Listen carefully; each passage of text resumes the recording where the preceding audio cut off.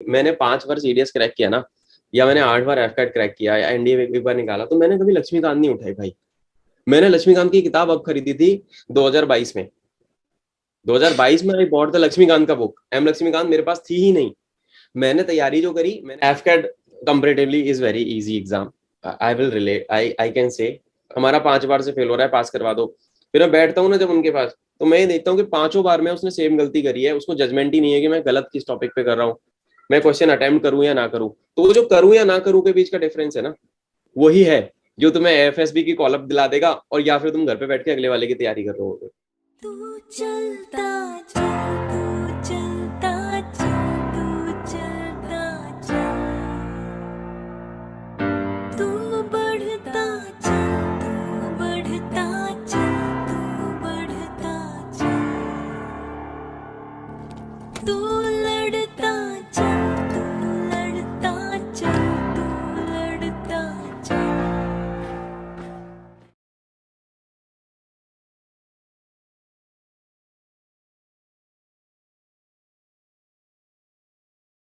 जय हिंद, वंदे मातरम और भारत माता की जय। स्वागत है आपका द फौजी शो में। द फौजी शो में सामाजिक जिम्मेदारी की तरफ एक विनम्र कोशिश है। इस शो से इकट्ठा किया हर पैसा भारत के वीर फाउंडेशन में जाएगा, ताकि हमारे शहीद भाई बहन की फैमिलीज को कोई भी आर्थिक समस्या ना आए।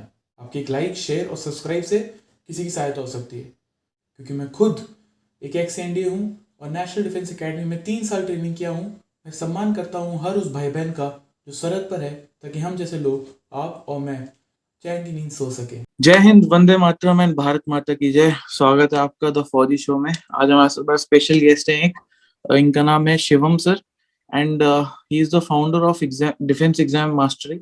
एंड इनकी स्पेशल बात ये है कि he has cleared all defence exams, that is NDA, CDS and AFCAT. AFCAT इन्होंने 8 टाइम्स क्लियर किया है, सीडीएस इन्होंने 5 टाइम्स क्लियर किया और एनडीए एग्जाम एक बार क्लियर किया है। So sir, welcome to our platform. Thank you so much Simrat, glad to be here and much awaited basically. और करते हैं बातचीत आज, और काफी सारे जो मिथ्स है ना एग्जाम्स को लेके बच्चों के, वो दूर करेंगे आज सारे हम। ग्रेट। सो सर, अपने बारे में आप अगर एक ऑडियंस को हमारे एक क्विक इंट्रो दे सकते हैं जो आपको जानते नहीं के बारे में।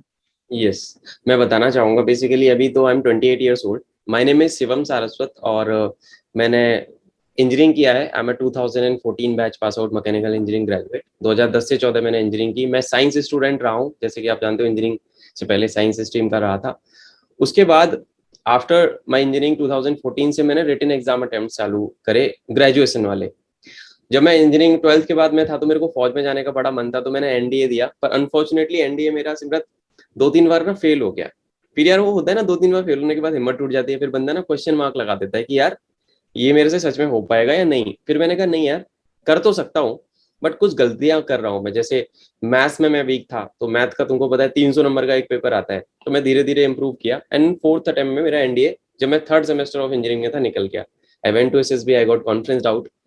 फिर जब मैं थर्ड मतलब आधी इंजीनियरिंग में आ चुका था लगभग, तो मैंने सोचा कि why not to focus more on graduation entries. तो मैंने इंजीनियरिंग पे वापस शिफ्ट बैक किया और सीडीएस और एफकेट की तैयारी में लगा। तो when I was in my final year of engineering, तो मेरे सीडीएस अटेम्प्ट्स चालू हुए, और मैंने फिर सीडीएस देना चालू किया। एंड सीडीएस में भी वही कहानी रही, शुरू के 2 अटेम्प्ट्स में नहीं निकला, फिर बाकी के 5 अटेम्प्ट्स जो थे बाद में निकल गए। एफकेट में भी एक अटेम्प्ट नहीं निकला, उसके बाद 8 अटेम्प्ट्स क्लियर हो गए। तो इस तरीके से मैंने मोस्टली जितने भी एग्जाम्स है ना हमारे अभी जो हम देखते हैं, एनडीए, सीडीएस, एफकेट, वो सारे क्रैक किए। और मैं ऐसा नहीं हूँ कि मैं एक बार में क्रैक कर दिया। I was a very average average lad, जिसको कहते हैं ना बच्चा, वो जो धक्के खा खा के जो पास होते हैं, वो वाला बंदा था। और बहुत गलतियां करता था मैं पहले, तो मेजरली बच्चे मेरे से रिलेट भी कर पाएंगे, क्योंकि 1-2 अटेम्प्ट में होता है कि आपको चीजें समझ नहीं आती, आपको पैटर्न का नहीं पता, कोई गाइड करने वाला नहीं है। जैसे अभी तो मैं हूँ ऑनलाइन में पढ़ाता हूँ डिफेंस एग्जाम मास्टरी पे। हमारे टाइम पे जब हम कॉलेज में थे, तो जियो वगैरह कुछ नहीं था। एंड्रॉयड भी 2012-13 में नया नया ही आया था। अभी तो सब कुछ अवेलेबल है, इंस्टाग्राम वगैरह ये सब, और सब ऑफिसर्स आर मेजरली ऑनलाइन। वहां पे नहीं होता था कुछ भी। तो मतलब उस जोन में मैंने एग्जाम्स क्रैक किए हैं, एंड इन और all in all I gave 11 SSBs in total. 11 SSB दिए टोटल मैंने मिला के। Couldn't make the cut to the academy, but अभी I am guiding the students, and I am very proud to say that कि during the last two years की जर्नी के दौरान लगभग 32 बच्चे जो थे मेरे स्टूडेंट्स, वो अकेडमी चले गए हैं, जो जिनको मैंने गाइड किया रिटन एग्जाम्स के लिए, and then they went on to clear their SSBs, and then they joined the academies. अभी जर्नी जारी है, अभी भी पढ़ा रहे हैं बच्चों को। ग्रेट। सो सर, आपने एक बात जो अपने इंटरव्यू ऑफिसर को कही थी एसएसबी में, वो बात हाँ लगभग लगभग अब पूरी हो रही है धीरे धीरे, आर्मी बन रही है सर। तो आप वो बात अगर ऑडियंस के साथ शेयर कर सकते हैं सर, वो बहुत मोटिवेटिंग है। हाँ बिल्कुल, मतलब एक होता है ना कि जैसे मैं बताऊं, मैं हार्डकोर रिपीटर रहा, है ना, यू ऑलरेडी नो दिस। मैं बहुत हार्डकोर रिपीटर रहा, मैं I am very stubborn kind of person, मैं बड़ा जिद्दी था। I wanted to join the forces because मैं एक ट्रेडिशनल टीचिंग फैमिली से बिलोंग करता हूँ। मेरे ग्रैंड पेरेंट्स टीचर्स थे, my father is a teacher, younger brother is also government teacher. तो मैं एक अलग लीग से हटके काम कर रहा था फौज में जाने का, तो कोई सपोर्ट नहीं होता था शुरुआत में। क्या होता है ना, जब एक दो बार तुम एग्जाम क्लियर कर लेते हो फिर एसएसबी क्लियर नहीं होता, तो घर वाले बोलते हैं यार जब एसएसबी क्लियर होगा ना तब तू बात करना, एग्जाम तो तू निकाल लेता है। पहले ऐसा होता था कि एग्जाम नहीं निकलते थे तो बोलते एग्जाम का पास कर ले फिर बात करना। हुआ क्या कि ऐसे करते करते मेरे अटेम्प्ट्स एग्जॉस्ट होने लगे, I was near by my age limit. और मुझे ये रियलाइज हुआ कि यार अब मेरे को डबल मेहनत करनी पड़ेगी। जब मैं लास्ट एसएसबी में बैठा ना, मतलब इट वाज ऐसा केस हो गया था कि my interviewing officer in last 2 3 SSBs, every interviewing officer was asking me कि what if you couldn't join the forces. तो मैं बोलता था कि सर अभी एक अटेम्प्ट बचा है, अभी सर 2 अटेम्प्ट बचे, उसमें आके इंप्रूव करके आ जाऊंगा वापस। जब मैं लास्ट एसएसबी में गया तो my interviewing officer was a group captain rank officer, it was AFCAT का SSB, I still remember the date. 19 दिसंबर 2019 ही थी, 2019 की बात है। और सर ने पूछा कि Shivam what if you couldn't make the cut this attempt also, आपका नहीं हुआ एयरफोर्स में तो क्या करोगे। तो वो ना एक स्पॉन्टेनियस सा जवाब पता नहीं कहाँ से अपने आप से निकल गया कि सर अगर इस बार नहीं हुआ, और वो मैंने हिंदी में ही आंसर किया था कि, और उन्होंने उन्होंने भी रिपीट किया था हिंदी में कि अगर इस बार तेरा नहीं होगा तो what you will do, you are engineering graduate and you have almost exhausted all your attempts of written entries, क्या करोगे तुम। तो मैंने कहा सर मैं अपनी एयरफोर्स बनाऊंगा खुद की और फिर मैं बच्चों को पढ़ा के ना अंदर भेजूंगा। तो ये स्पॉन्टेनियस ही निकल गया था मेरे मुंह से। और वो चीज ना अभी हो रही है, जब मेरे को स्टूडेंट्स आते हैं, जब मैं रिटन के लिए उनको पढ़ाता हूँ, गाइड करता हूँ, and then I see them, because मैंने जो प्लेटफॉर्म बिल्ड किया ना, जो चीजें मुझे नहीं मिली ना उस टाइम पे वो मैंने बिल्ड करी। जैसे एक पर्सनल सपोर्ट नहीं मिलता, जैसे कोई बड़ा भाई बता रहा है, मेरा कोई, I am the eldest one in my family, मैं सबसे बड़ा हूँ अपने सिबलिंग्स में। तो जब मैं छोटे भाई बहन को गाइड करता हूँ अपने को कि यार ऐसे मत करो, ऐसे ऐसे कर लो, करियर में ऐसे decisions low, because I come with work experience of 5 years का, मुझे कॉर्पोरेट वर्क एक्सपीरियंस भी है, इंजीनियरिंग के बाद से ही मैं जॉब कर रहा हूँ। एंड मैं सबको ये बता दूं कि जो बच्चे कहते हैं ना कि हमारा टाइम शेड्यूल बड़ा गड़बड़ है, मैंने जितने भी एग्जाम सिमरत क्लियर किए आफ्टर माई इंजीनियरिंग, मैं जॉब में था, मैं वर्किंग प्रोफेशनल था, 11 घंटे ऑफिस होता था, उसके बावजूद मैंने क्लियर करे हैं। तो वो जो एक वो बोल के आया था ना, उस चीज पे फिर मैंने ना इनडायरेक्टली काम करना चालू किया। और फिर धीरे धीरे last year to last year मैंने जब पेज बनाया था, तो मैंने ये एक्सपेक्ट तो बिल्कुल नहीं करा था कि मतलब इतने लेवल पे 15,000 बच्चे फॉलो करेंगे, फिर यूट्यूब पे जनता आएगी, फिर कोरा पे 1 लाख आंसर व्यूज हो जाएंगे। ये I was not expecting this much amount of response from the aspirants basically. Amazing sir, amazing aspirants. वैसे तो डिफेंस एस्पिरेंट मेरे को दिमाग में सबसे पहले करण शेरगिल जैसा माइंडसेट आता है जनरली, लेकिन जब वो मतलब ध्यान रखने पे आते हैं तो फिर वो काफी मतलब प्यार भी करते हैं आपसे, तो नेचुरली आपने भी काफी बॉन्ड बनाया होगा अच्छा स्टूडेंट्स के साथ। So sir, now you are in this line of guiding the youngsters जो उनकी जो फर्स्ट इनिंग्स के लिए दे आर गोइंग।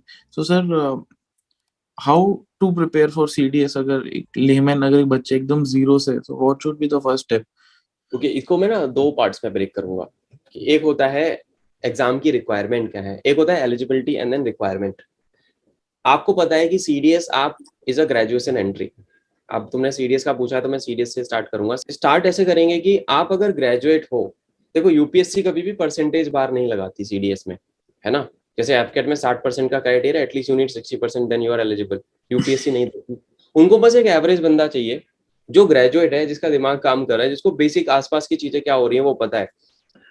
तूने क्लियर किया है एनडीए, यू नो कि एक ना सेट पैटर्न पे आ रहा है डिफेंस एग्जाम्स ना, सीडीएस हो गया एनडीए, एक सेट पैटर्न रहता है। पर problem with the aspirants is that कि आप एलिजिबल हो गए, आपने फॉर्म भर दिया, फिर उसके बाद व्हाट नेक्स्ट उनको नहीं पता है ये सारी चीजें। उस केस में आपको क्या करना चाहिए, what my suggestion layman language में अगर मैं बताऊं, आप पुराने 10 साल के ना पेपर उठा लो, उन पेपर में से कोई से 2 पेपर उठाओ। मतलब अगर हम 2022 में, तो तुम 20 या 21 का पेपर उठाओ और उसको सॉल्व करो, घड़ी लगा के सॉल्व करो, और देखो कि उसमें एग्जैक्टली ऑनेस्टली, मतलब पूरी ऑनेस्टी के साथ करना है, आपको चीटिंग नहीं मारनी, कॉपी पेन लेके बैठो, उसको सॉल्व करो, देखो कि तुम कितना एटलीस्ट कर पा रहे हो, है ना। आप जितना भी सॉल्व कर पा रहे हो 10 नंबर, 5 नंबर, 4 नंबर, 20 नंबर, जो भी आ रहा है उसको लिख लो, और जो चीजें तुम्हारी छूटी उसको अलग लिख लो। तो यू विल सी कि तुम्हारा एग्जैक्ट लेवल अभी क्या है। उसके बाद तुम्हें पैटर्न एनालिसिस मिल जाएगा। यूपीएससी में तुमने देखा होगा, अगर आप सीडीएस का नोटिफिकेशन डाउनलोड करोगे तो कभी भी जीके का और इंग्लिश का सिलेबस नहीं देते। जीके और इंग्लिश में सिलेबस ही नहीं देते यूपीएससी वाले, वो केवल मैथमेटिक्स का सिलेबस देते हैं। वो बोलते हैं कि anything that is related to your surroundings and happenings, recent events and all, बस इतना सा करके छोड़ देते हैं। तो उसमें हर वो चीज पूछी जा रही है जो एक नॉर्मल बंदे को, एवरेज बंदे को आनी चाहिए। जैसे हिस्ट्री है, एक एग्जांपल लेते हैं, हिस्ट्री है तो modern history, medieval history. Because हम फौज के एग्जाम की तैयारी करें तो हमें फ्रीडम स्ट्रगल पूरा पढ़ना पड़ेगा, हमें गांधी नेहरा पढ़ना पड़ेगा, हमें governor general and Royce rice पढ़ने पड़ेंगे, क्योंकि वहां से नींव पड़ी सारी चीजों की। हमें 1857 का रिवोल्ट पढ़ना पड़ेगा। ठीक है। साइंस में अगर मैं बात करूं तो साइंस ऐसा एक चंक है, not being I am a science graduate इसलिए मैं बोल रहा हूँ, एक कोई भी बच्चा साइंस में अगर 1 महीने अच्छे से मेहनत कर लेता है उसका पेपर तो कोई नहीं रुकने वाला डिफेंस का, क्योंकि हर चीज 20% से 25% question are repeated every time, है ना। तो एक लेमन लैंग्वेज में ये अगर बताना चाहूँ तो आप पहले सिलेबस को जानो, उसके बाद आप अपना लेवल जानो। आपको सिलेबस जानना पड़ेगा कि हाँ बेसिक चीजें हैं, ये मेरी कमियां हैं, इन पे मैं ऐसे काम कर सकता हूँ। देन आप कोई ऐसा बंदा ढूंढो जो आपको बता पाए। It can be your teacher, it can be your mentor, anyone who have been there and done that. आप मेरे पास आ सकते हो, सिमरत के पास जा सकते हो, कहीं भी आप जा सकते हो, जो बंदा वो करके आ चुका है उसके साथ बैठो और पता लगाओ कि हाँ कम समय में इफेक्टिव मेथडोलॉजी के साथ टाइम बचाते हुए मैं कैसे इस एग्जाम को क्रैक कर सकता हूँ। मैं तुम्हें अगर बताऊं, फौज का कोई भी एग्जाम टफ नहीं है, हम गलत अप्रोच से या माइंडसेट से तैयारी करते हैं। एक बात सोचो कि क्यों एक बंदा जो पेपर में 2 बार फेल हुआ वो बाद में 5 बार पास कर लिया, क्यों एक बंदा जो एफकेट में शुरुआत में 2 बार फेल हुआ वो 8 बार कैसे पास कर लिया? क्योंकि वो कर तो पहले भी सकता था, पर वो 2 अटेम्प्ट में उसके पास स्ट्रेटेजी ही नहीं थी। It's all about your strategy ना, फौज में तो स्ट्रेटेजी का ही खेल है सारा। तो स्ट्रेटेजी अगर हाथ में आ गई ना तो तुम बैक टू बैक एग्जाम्स को क्रैक करोगे। यही है, तो सिलेबस को जानना और फिर अपने आप को जानना कि हमारा प्रेजेंट लेवल क्या है, देन अकॉर्डिंगली फिर तैयारी स्टार्ट करना। ये होता है मेथड प्रिपरेशन का। तो सर जैसे बच्चे क्या कर रहे हैं आजकल, सीधा जैसे लक्ष्मीकांत उठा लेते हैं हम्म। या जीसी लॉन्ग उठा लेते हैं, सीधा भारी भारी बुक्स उठा लेते हैं, स्पेक्ट्रम उठा लेते हैं, बिपिन चंद्र उठा लेते, तो क्या ये करना चाहिए? क्या ये रिक्वायर्ड है सीडीएस के लिए? देखो एक ना मैं बड़ा फनी सा इंसिडेंट बताऊंगा, I tell you and you guys will laugh at it, कि मैंने 5 बार सीडीएस क्रैक किया ना, या मैंने 8 बार एफकैट क्रैक किया या एनडीए एक बार निकाला, तो मैंने कभी लक्ष्मीकांत नहीं उठाई भाई। मैंने लक्ष्मीकांत की किताब अब खरीदी थी 2022 में। 2022 में आई बॉट द लक्ष्मीकांत का बुक, एम लक्ष्मीकांत मेरे पास थी ही नहीं। मैंने तैयारी जो करी, मैंने खुद के एनसीईआरटी के नोट्स बनाए थे, मैं अपने बैच में भी बच्चों को अपने नोट्स ही देता हूँ। मैंने एनसीईआरटी खोद डाली थी पूरी। उस टाइम पे जब हम तैयारी करते थे ना तो हम लोग वेबसाइट वगैरह सर्च करते थे। उस टाइम पे ना इंस्टाग्राम वगैरह नहीं था, यूट्यूब इतना नहीं था, कोई पढ़ाता भी नहीं था। तो एक ना मुणाल सर को जानते होगे तुम लोग, munaal.org, हाँ मुणाल सर की बड़ा, वेबसाइट है। तो हाँ। मुणाल सर की वेबसाइट पे सीडीएस का स्टडी प्लान था और वो बहुत इलेबोरेटेड था। मैंने वो पढ़ा। मैंने क्या किया, वो पूरी वेब पेजेस की ना प्रिंट आउट निकलवा लिया, और फिर मैंने देखा कि यार इन्होंने तो चैप्टर बाई चैप्टर डाला हुआ कि 7th क्लास की एनसीईआरटी साइंस का ये चैप्टर ये टॉपिक। मेरे छोटे भाई बहन सारे सीबीएसई बोर्ड के स्कूल्स में थे, मैंने उनकी किताबें सारी ले ली उनसे। मैंने कहा भाई किताबें आप दे दो, अपन अब नोट्स बनाएंगे। कुछ अड़ोस पड़ोस के बच्चों के पास गया, जैसे 8th में मेरा भाई था उससे ले ली, 9th में मेरी बहन थी उससे ले ली, कजिन थे कुछ, आसपास के बच्चे थे गली में, गली मोहल्ले में, उनसे बटोर लाया किताबें, बोला 2-3 दिन में वापस कर दूंगा मैं तुम्हें। किताब लेता था, पढ़ता था, शॉर्ट नोट्स बनाता था, ऐसे करता था। ठीक है। तो मुणाल सर की उससे मैंने स्ट्रेटेजी बनाई, तो ये उस चीज ने मेरे को बड़ी मतलब मदद करी वहां पे। ये सारी चीजें थी। Mrinal sir is a very good teacher of economics, and economics में क्या होता है, सीडीएस में जैसे मैं बात करूँ तो 5-6 क्वेश्चन आते हैं, जैसे जीडीपी हो गया, जीएनपी हो गया, नेशनल इनकम का कॉन्सेप्ट हो गया, बैंक रेट, रेपो रेट। ये बच्चों को ना बहुत डर लगता है इनसे। मैं अपनी क्लास में इतना इजी तरीके से बता देता हूँ, बिल्कुल शुद्ध हिंदी भाषा में, कि बेटा देखो ये चीजें हैं, कि सीआरआर ऐसे आएगा, एसएलआर ऐसे आएगा। मतलब वो क्वेश्चन रिपीटेड मोड में 20-25 क्वेश्चन है, वो घूम फिर के आ रहे हैं यूपीएससी को। और ना अंतर है यार इसमें, ना अंतर बहुत है। तूने बोला ना कि स्पेक्ट्रम उठा ली, स्पेक्ट्रम की जरूरत ही नहीं पड़ेगी, बहुत कम जरूरत पड़ेगी आपको। आप मॉडर्न मिडाइवल पे फोकस करो ना। मेरे one of my brother is a PCS officer, वो यूपी पीसीएस रैंक 1 था। ठीक है। ही वाज एन एस्पिरेंट, जब मैं तैयारी कर रहा था साथ में करते थे। उसका अटेम्प्ट खत्म हो गया हिंदी की वजह से, उसका एसएसबी में रिकमेंडेशन नहीं हुआ, he went on to clear this.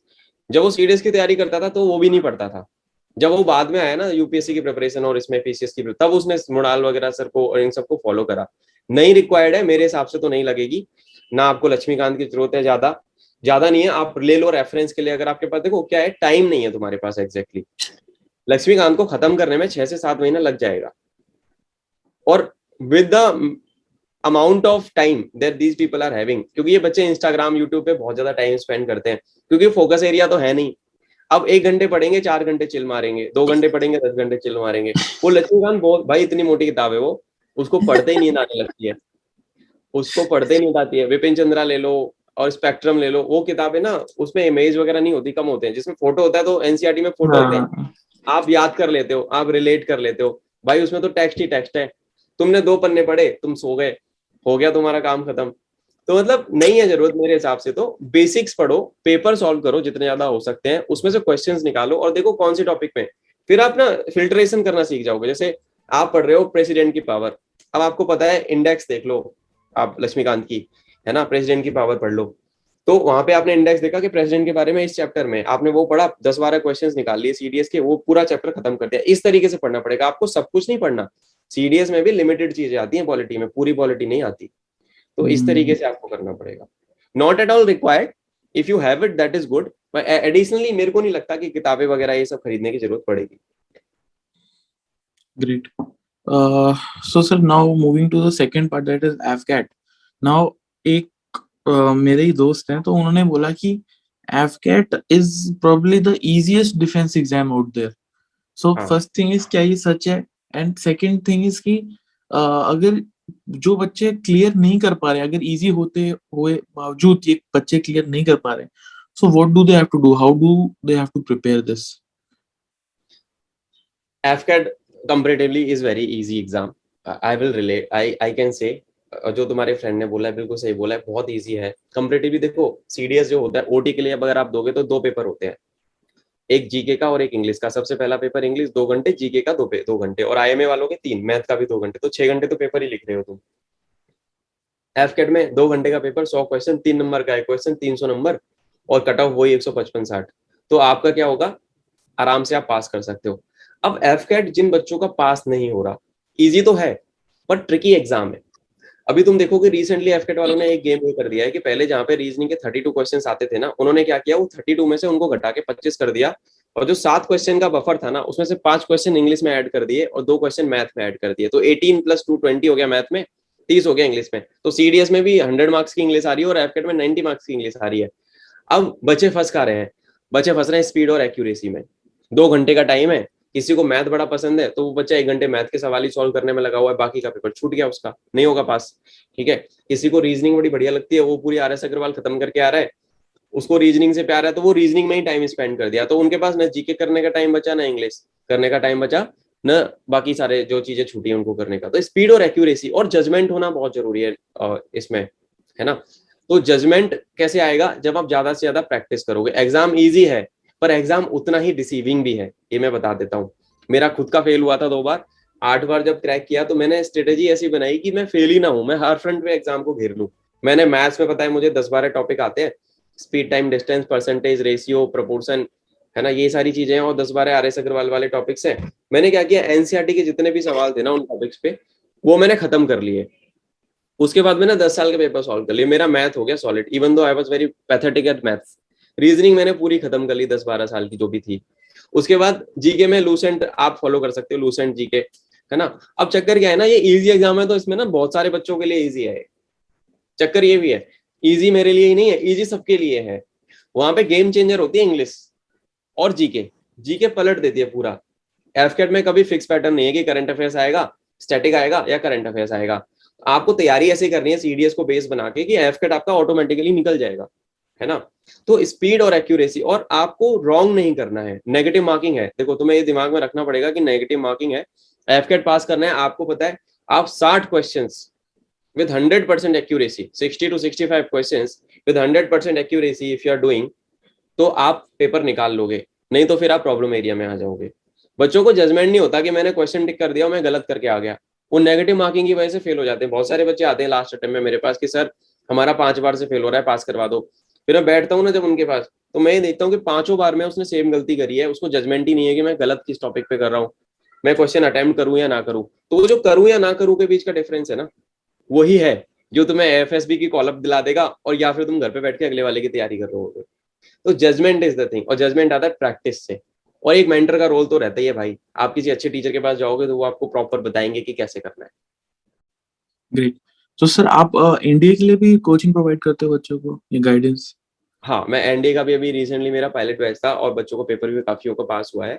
I provide written coaching for NDA, CDS, AFCAT and SSB के लिए भी हमारे पास असेसर्स की टीम है जो एक्स असेसर्स हैं। For every written exam I can tackle. और जैसे बहुत इंडिया का पेपर भी आपने क्लियर कर रखे है सर, सो आज की डेट में और जब आपने क्लियर किया था paper, so naturally paper has become much more difficult. So yes, it's no more पहले जैसे एनसीईआरटी लेवल का, we people used to say कि एनसीईआरटी लेवल का है, बेसिक आता है।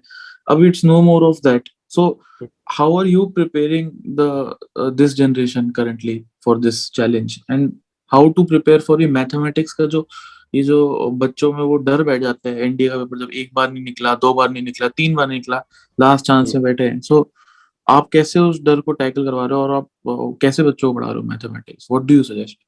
मैथमेटिक्स में मैं बेसिकली बताऊं तो मैथमेटिक्स में मेरी टीम है। I have in my team Vikas Singh Pal sir, Vikas sir पढ़ाते हैं मैथमेटिक्स। पर अगर मैं मैथ्स के बारे में जनरली बताऊं, मैं टैकल कैसे करा रहा हूँ, मेरे पास बच्चा आता है, उसका मैं देखता हूँ कि इसका क्या है, बेस क्या है। अगर उसका 10th तक का मैथ्स वीक है ना, तो 11th 12th में कि सीबीएसई में क्या वॉट लग जाती है हमारी, है ना। 11th 12th का तो मैथमेटिक्स नेक्स्ट लेवल हो जाता है भाई। मेरे खुद के बहुत कम मार्क्स थे 12th में, स्टिल आई क्लियर्ड, क्योंकि मेरे को जब मैं एनडी की तैयारी कर रहा था तो मुझे वापस वो पढ़ना पड़ा वापस से। अपने दोस्तों की मदद ले लेके मैंने किया, फिर भी मैंने किया। तो आपको बेस क्लियर करना पड़ेगा। अब उसमें आपको ऐसे टीचर को ढूंढना पड़ेगा जो आपका दुख तकलीफ समझे। हमारे यहाँ पे हमने क्या किया हुआ है, जब बच्चा आता है हम एक वीक तक पूरा उसका असेसमेंट करेंगे और उसको बताएंगे। विकास सर है हमारे पास, वो मैथमेटिक्स का पूरा एफकेट सीडीएस इंडिया का मैथ्स वही देखते हैं। He is my batchmate. He have clear almost all the written exams और बैंकिंग के एग्जाम्स, रेलवे के एग्जाम, बहुत सारे एग्जाम्स क्लियर किए। Mathematics is is forte. तो वो बच्चों को एनसीईआरटी में 6 क्लास का भी डाउट अगर है ना, हमने मतलब इतना पर्सनलाइज्ड हम बच्चों को गाइड कर रहे हैं कि अगर कोई दिक्कत तकलीफ हो गई ना बच्चे को, तो वीडियो कॉल पे भी उसको समझा देते हैं कि भाई कॉल कर ले, ये क्वेश्चन है, देखिए ये सवाल है, ऐसे करना है सॉल्व। तो दिस इज द सिनेरियो। तो बेसिक का क्लियर होना बहुत जरूरी है सिमरत। और बेसिक अगर क्लियर नहीं है ना, तो क्वेश्चन थोड़ा सा भी ट्विस्ट हो गया ना, तो फिर तो तुम्हारा टाइम खा जाएगा। और जो क्वेश्चन आगे आने वाले पेपर में तुम्हें आते थे ना, क्योंकि क्या होता है एग्जाम में, एग्जाम माइंडसेट से क्लियर होता है। एग्जाम का भी एक माइंडसेट है। आपके 4 क्वेश्चंस गलत हो रहे हैं तो आपका कॉन्फिडेंस डाउन हो जाएगा। पर क्या पता आपका 5वां क्वेश्चन हो जाए, 6वां हो जाए, 7वां हो जाए। भाई उसमें तो क्वेश्चन तो 120 आ रहे हैं, 100 आ रहे हैं, जो भी आ रहे हैं, जो भी एग्जाम पैटर्न है उसके हिसाब से आपको पहले क्वेश्चन से लेके आखिरी क्वेश्चन तक टच करना पड़ेगा। तब जाके कल्मिनेशन ऑफ मार्क्स होगा, तब आप क्लियर करोगे। तो बेसिक से हम बनाते हैं, बिल्कुल बेस बनाते हैं। फिर लेटेस्ट पैटर्न अभी काफी चेंज हो गया है। जब मैंने 2013 के आसपास में 12-13 में जब क्लियर किया था, एग्जाम भी इवॉल्व होता है as per the recent trend. Cut off भी जा रही है ऊपर। ओटीए की कट ऑफ जब सीडीएस की बात करूँ तो बहुत कम जाती थी, 89-90 जाती थी, अभी 110 के आसपास हो गई है। सी एनडीए की कट ऑफ भी बढ़ गई है। एग्जाम इवॉल्व हो रहा है, तो हम क्या करते हैं, लेटेस्ट जो पैटर्न है उसके हिसाब से हम क्वेश्चन सीट्स को अपडेट करते हैं। मॉडर्न क्वेश्चन जो आ रहे हैं, है ना, करंट अफेयर्स में क्या अपडेट्स आ रही हैं, जीएटी के पेपर में क्या चेंजेस आ रहे हैं, हम उस हिसाब से बच्चों को तैयारी कराते हैं। तो we are on the track with UPSC का latest syllabus and the pattern. उस हिसाब से हम सारी चीजें बच्चों को कवर करा रहे हैं and we are very open. अगर आप क्वेश्चंस लेके आ रहे हो तो within 24 hours you will get the पूरा रिजोल्यूशन उसका, कि हाँ ये इवॉल्व कहाँ से हुई, चीज कैसे हुई। Great, amazing sir. So sir आपका अभी सेंटर ऑफलाइन कहाँ पे है? Basically Simrat, we are planning in offline centre. As of now तो we are totally online mode, online में चल ओके, रहे हैं। Great great great. अभी तो टोटली ऑनलाइन में है। Because why online, because online में दो चीजें हैं। Because I have been associated with edtech since last 5 years। और अगर मैं बताऊं ऑनलाइन में दो चीजें होती है, एक तो कॉस्ट इफेक्टिवनेस बहुत ज्यादा हो जाती है। पर अगर मैं ऑनलाइन में भी पढ़ा रहा हूं तो मैंने ये इंश्योर किया है कि बच्चों को जो है ना ऑफलाइन से बेहतर सुविधाएं मिले। आप ऑफलाइन में जा रहे हो, हजारों बच्चे पढ़ रहे हैं, टीचर से इंटरेक्शन आपका होगा नहीं। टीचर 2-4 मिनट बात कर लेगा, फिर भी आपको डाउट है, आप शर्मा जाओगे, आप पूछोगे ही नहीं। आपको लगेगा यार 40 बच्चे खड़े हैं, मेरी तो बेइज्जती हो जानी है। वो नहीं पूछता बच्चा। I have created an community of aspirant जो they are very open to me. I am like a elder brother to them. बच्चे खुल के बताते हैं, सर आज मैं इंग्लिश पढ़ने बैठा था, सर मेरे को तो अंग्रेजी में समझ ही नहीं आ रहा, सर मेरे को तो सेंटेंस ही समझ नहीं आ पाते। फिर मैं उसको रेफरेंस वीडियोस देता हूँ कि देख भाई ऐसे सीख, ऐसे अंग्रेजी को अच्छा कर, ऐसे समझ। कुछ लड़कियां आती है कि सर हम 10 लोगों के सामने खड़े होकर कॉन्फिडेंस नहीं आ रहा, फिर उनको मिरर मिरर प्रैक्टिस कैसे करनी है उस पर समझा रहा हूँ। तो मतलब इस तरीके से है। तो ऑनलाइन में क्या है, प्राइस हम कम रख पाते हैं, हर बच्चा अफोर्ड कर पाए। जब मैंने स्टार्ट किया था ना, मेरा ये था कि यार जब मैं एक टाइम पे नीडी था ना, तो मुझे कोई मदद करने वाला नहीं था। तो एक वो बड़े भाई वाली फीलिंग के साथ मैंने चालू किया था कि फीस इतनी कम है कि कोई भी अफोर्ड कर सकता है। हर बच्चा 40,000, 50,000, 60,000 रुपए ऑफलाइन सेंटर्स में नहीं अफोर्ड कर पाएगा। गर्ल्स के साथ कंसर्न ये है कि पेरेंट्स उनको दूर नहीं भेजना चाहते। तो आप अपने घर पे रह के पढ़ाई करो, और जो टाइम आपका बच रहा है ना ट्रैवलिंग में जाएगा, कम्यूटिंग में जो टाइम जाएगा, उसमें अपनी पर्सनैलिटी पे काम करो ना, क्योंकि you know SSB is a personality selection test, है ना। और ऑफलाइन में we will be planning something, but बहुत थोड़ा सा समय लगेगा, बट जैसे भी आएगा these people will get to know, and बहुत जल्द आएगा भी, and these guys will get to know about it very soon. Great, great. Sir, one more question कि you have been a hardcore repeater, है ना sir? So, you know, I am always of the opinion कि जो बंदा recommend हुआ, आप उससे शायद से इतना नहीं सीख सकते जितना आप एक ऐसे आदमी से सीख सकते हो जिसने स्ट्रगल किया और एक्चुअली काम किया हर एसएसबी के बाद कि यार मैं अब अगले एसएसबी में बेटर कैसे जाऊं। तो sir what's your message to a kid who is in the same situation like you were कि अभी because you have gained maturity over the years, अब एसएसबी के भी टाइम हो गया, अभी आप you are almost like a फौजी factory. So what is your message to that aspirant कि what is your message sir? मेरा मैसेज इन सबको यही रहेगा कि यार देखो, एक इवेंट का एंड लाइफ का एंड नहीं है। आज आप फेल हो रहे हो, आपका सिचुएशन जो भी है, आपका बेस क्लियर नहीं था, कोई भी कारण था, आपका रिटन नहीं निकला, एसएसबी नहीं निकला। जब मैं तैयारी करता था सिमरत, तो मेरे को एक होप रहती थी कि यार मैंने एग्जाम फिर से क्लियर करना है। मैं एसएसबी में कॉन्फ्रेंस आउट होके आता था, मेरे को 2 दिन बड़ा डिप्रेशन सा रहता था, टेंशन में आ जाता था कि यार ऐसे कैसे, how come this can happen, because I am taking literally. अगर तुम मेरे कोई प्रीवियस इंटरव्यूज मेरे चैनल पे जाके देखोगे, तो मेरे फ्रेंड्स जो मेरे साथ लाइव आए, उन्होंने बोला कि मेरे पास एसएसबी की 3 से 4 कॉपियां थी जो मैंने भर दी थी एसएसबी की तैयारी करके, वैट प्रैक्टिस, एसआरटी, सीआईक्यूज वगैरह की प्रैक्टिस में। वो बोलते थे यार इतने लेवल पे तैयारी करने के बाद हो क्यों नहीं रहा है। फिर मेरे को जब नहीं हुआ अल्टीमेटली, तो वो कॉपियां मेरे पास सेव है अभी भी। तो मेरे जब स्टूडेंट्स जाते हैं तो मैं उनको देता हूँ कि भाई ये लो, जो भी दिल्ली में बच्चे हैं, आई स्टे इन दिल्ली, वो ले जाते हैं, फिर वो प्रैक्टिस करते हैं, और वो बच्चे फिर रिकमेंड भी हो जाते हैं, तो बड़ी खुशी होती है। मैंने कहा यार चलो मेरी मेहनत इनके काम आई। मैं यही बोलूंगा कि भाई हार मत मानना। You got 1 SSB, you got 10 attempts of written exams. आज नहीं हो रहा, कल होगा, कल नहीं होगा, परसों होगा, आप लगे रहोगे। Lot of my friends, I was in my 11th SSB, there was a friend of mine जो 19वें में हुआ था, 19वीं बार में हुआ था, ठीक है। तो मैं आजू बाजू उन लोगों को देखता था जो मेरे दोस्त थे, जो लगे हुए थे, जो मेहनत कर रहे थे, क्योंकि जो बंदा मेहनत करता है ना, वो लाइफ में पहुंचता जरूर है कहीं ना कहीं। उस टाइम पे छोटे थे, मैच्योरिटी नहीं होती थी, उतनी ज्यादा चीजें समझ में नहीं आती थी। मैं तुम्हें यही बोलूंगा कि आज तुम फेल हो रहे हो, इसका मतलब ये नहीं कि तुम जीवन भर फेलियर रहोगे, है ना। आप किसी ऐसे टीचर के पास जा सकते हो, you can come to me, I am available on my social media handles, you can just have a word with me, मेरे से बात कर सकते हो, जो दुख तकलीफ है शेयर कर सकते हो, जो भी मेरा एक्सपीरियंस है मैं उससे आपको ना बता सकता हूँ कि हाँ, मैं ये बता दूंगा कि क्या नहीं करना। फिर तुम उस तक अपने आप पहुंच जाओगे कि तुम्हें करना क्या है, क्योंकि मैं अपनी गलतियों से बताऊंगा तुम्हें, क्योंकि मैं अपनी गलतियों से भी बहुत सारी चीजें सीखा हूं, मैं दूसरे की गलतियों से भी बहुत ज्यादा सीखता हूं। तो गलतियां सिखाती हैं, और गलतियां ये सिखाती हैं कि उनको रिपीट भी नहीं करना है वापस से। तो मेरे बच्चे जब आते हैं तो मैं उनको ये बताता हूँ हर क्लास में कि बेटा ये गलती मैं करके आया था, ये नहीं करनी है तुम्हें। वो जब जाते हैं उनको दिमाग होता है कि सर ने बताया था, ये चीजें नहीं रिपीट करेंगे अपन, तो वो उस टाइम पे हो जाता है उसका सिलेक्शन। ये सारी चीजें रहती हैं। तो हार नहीं मानो, लगे रहो, दिन रात एक करो, मेहनत करो, जितना तुमसे पॉसिबल हो पाए उतना अपने सीनियर्स का सपोर्ट लो। If you are seeking help, you will get help. आपको मांगने की जरूरत है। आज वो जमाना नहीं रहा कि आपके पास कोई नहीं है, आप छोटे शहर से हो, बड़े शहर से हो, it doesn't even matter. Social media पे सब लोग हैं आजकल। आप किसी भी सीनियर के पास जाओगे, एंड मैं तुझे एक चीज बताता हूँ Simrat, you already you have been into NDA, you know कि सीनियर जूनियर का बॉन्ड जो होता है ना, फौज के एस्पिरेंट्स में या एस्पिरेंट्स में, डिफेंस में पर्टिकुलरली, कितना स्ट्रांग है।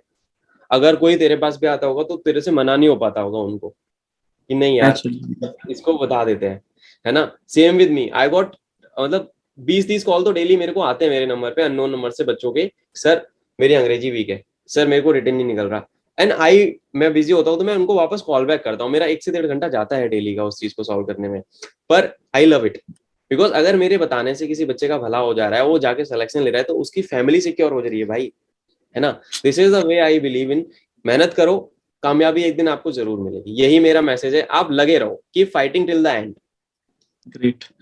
So, wonderful, sir. Wonderful talking to you and getting your mindset कि how, मतलब I have no doubt कि how you became Fauji Factory because of the mindset jo which is easily you know it can be observed. So thank you very much, sir, for coming on our platform.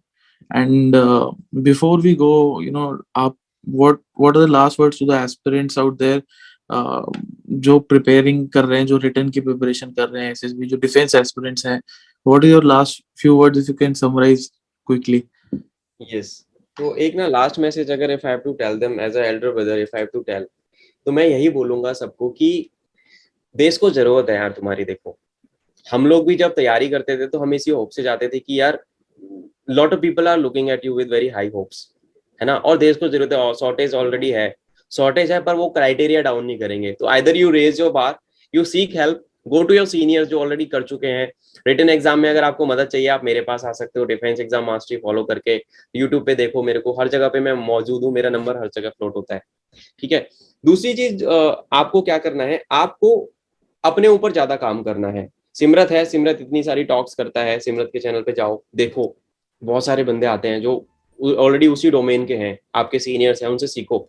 और ऐसा नहीं कभी भी thought आना चाहिए तुम्हारे दिमाग में कि अगर काश काश मत बोलना लाइफ में ना, रिग्रेट मत करना। जब तक अटेम्प्ट है, even you got one attempt left, you put in your hard work, जितना तुमसे हो पाए उतना मेहनत करो, जो रिसोर्स लगे वो लो, है ना। और एक चीज और मैं बोलूंगा, क्या होता है ना, these guys are very young, young blood है ना, तो पेरेंट्स से ना आर्गुमेंटेटिव हो सकते हैं कभी कभी। पेरेंट्स नहीं मान रहे सर हमारे, बहुत सारे बच्चे आते हैं, पेरेंट्स को ना कन्विंस करना इज वेरी इजी। मेरे चैनल पे जाना, बहुत सारी वीडियोस मैंने इस पे भी बना रखी हैं, जाके देख सकते हो। पेरेंट्स को कन्विंस करो, पेरेंट्स आप पे बिलीव तब करेंगे जब आप मेहनत करोगे। कोई भी बच्चे के पेरेंट्स नहीं दुखी होंगे जब वो 10 घंटे बैठ के पढ़ते हुए देखेंगे ना आपको, वो आपके सपोर्ट में खड़े हो जाएंगे, ठीक है। तो रिटन एग्जाम पास करना सबके बस की बात है भाई, कोई बड़ी बात नहीं है, आप आराम से पास कर सकते हो। कंडीशन यही है कि you are putting in at least 2 hours a day, at least 2 hours a day के साथ आप डिफेंस एग्जाम क्रैक कर सकते हो। मैंने किए हैं, ज्यादा 10 घंटे आपको हाई लेवल की किताबें या हाई लेवल का गाइडेंस लेने की जरूरत नहीं है। बहुत लोगों ने हाइप बना रखी है कि ये करना पड़ेगा वो करना पड़ेगा, ऐसा कुछ भी नहीं है। यूपीएससी पेपर बहुत नॉर्मल लेवल का बनाती है ना। बट आपने एक बार वो क्रैक कर दिया ना, आपके हाथ में आ गई ना कमांड, तो you are good to go, then फिर कोई रोकने वाला नहीं है। तो मेहनत करो, फौज ज्वाइन करो यार, ठीक है। एक amazing life it offers you, कहते हैं ना वे ऑफ लाइफ है, तू गया है वहां पे, यू हैव सीन इट, ठीक है। It's not a job, it is a way of life. And इसी वजह से मैं अट्रैक्टेड था फौज की तरफ, है ना। Country needs you, it's a direct service to the nation. तो कीप फाइटिंग, और वो जज्बा रखो, यंग हो तो जुनून रखो कि यार कर लेंगे यार, जो होगा देख लेंगे लाइफ में। पर ये अगर सपना है ना, यूनिफॉर्म लेनी है ना, तो यूनिफॉर्म लेनी है बॉस, चाहे कुछ भी हो जाए, मुझे दिन रात एक करना पड़े, मैं खाना ना खाऊं, मैं सोऊं ना, पर मेरे को एग्जाम तो क्लियर करना है, मेरे को एक बार एसएसबी जाना है, मुझे रिकमेंडेशन लेना है। ये आपकी स्पिरिट होनी चाहिए, always be in high spirits, ठीक है। Seek help when you need help, we are available for you throughout 24/7। यही मेरा एक मैसेज रहेगा। Great. So with this, our episode with Shivam sir has come to an end. You can connect with him on Instagram. Unka link is in description, and you can check out his YouTube channel as well and the amazing work which he is doing. So shower your love on him. Also, don't forget to like, share, subscribe. As you know, it's a non-for-profit channel. All proceedings go to Bharat Ke Veer Foundation, and we are doing good. You are doing good. Keep it up and take care. Love you all. Jai Hind. जय हिंद guys, take care all of you.